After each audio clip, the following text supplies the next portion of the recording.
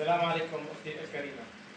الأوضاع نبدأ بها من مدينة سرمين، وكما هي العادة في كل يوم جمعة كانت تخرج المظاهرة من المساجد ويهتفون بها المتظاهرين في جمعة سموها جمعة توحيد كتائب الجيش الحر. أثناء المظاهرة هناك سقطت أكثر من 4 صواريخ. أحد هذه الصواريخ استهدف خروج المصلين من مسجد عثمان بن عفان لمشاركتهم في المظاهرات، والتي أدت إلى إصابة عدد من الجرحى، والقذائف الأخرى سقطت على المنازل. وفي هذه اللحظات كانت أصوات أحرار المدينة تصدح بالتكبيرات، واستمروا بالتظاهر والهتاف، وكانوا يقولون ويرددون لا نركع إلا لله. وبعدها ب10 دقائق، بينما كان بعض أعضاء التنسيقية يوثقون مكان سقوط القذائف لكي يرسلوها إلى القنوات والإعلام، وكانت الناس والمدنيين كلها متجمعة، أيضا سقطت العديد من القذائف الصاروخية التي انهمرت في نفس المكان، والعديد من الصواريخ، وسقط جراءها عشرات الجرحى بعضهم بإصابات خطيرة جدا. ودمر عدد من المنازل، وسقط شهيدين على الفور، وهما الدكتور الجامعي أحمد حسن حسون والشهيد مصطفى حسين عبد العزيز. وتم إسعاف بقية الجرحى إلى المشافي الميدانية. وفي مدينة الهبيط استشهد الشاب غالب علي أبو راس، الذي استشهد متأثرا بجراحه، وهو كان يتلقى العلاج منذ أكثر من الأسبوع، واليوم تم تشييعه في مدينة الهبيط. وكان هناك قصف بالطيران الحربي والميج على جبل شحشبو، ولا نعرف ما هي الأضرار حتى الآن.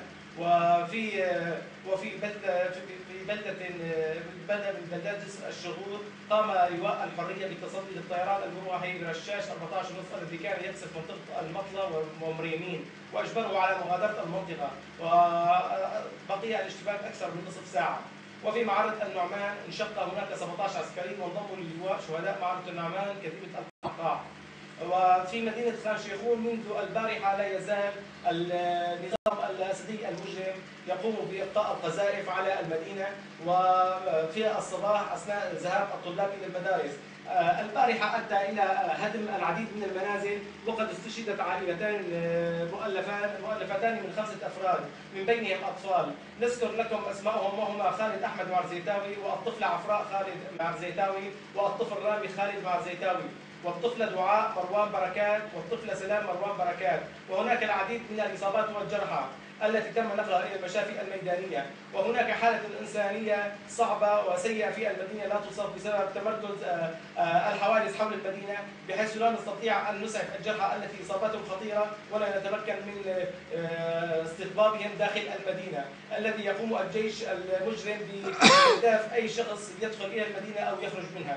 وفي بلدة زرتنا هناك تغيير إعلامي كبير، وتعاني من نقص في المياه الشديد بسبب انقطاع التيار الكهربائي، وهناك تلف كبير في المزروعات تقدر بملايين، وانقطاع الاتصالات. هذا هو حال المدينة، حيث أن النظام المجرم يستهدف المدنيين كرد، وبسبب انزعاجه من الجيش الحر، أو بسبب خوفه وخذلانه بقتال الجيش الحر، يقوم بقصف المدنيين والمنازل من بعد وبالطيران وبإلقاء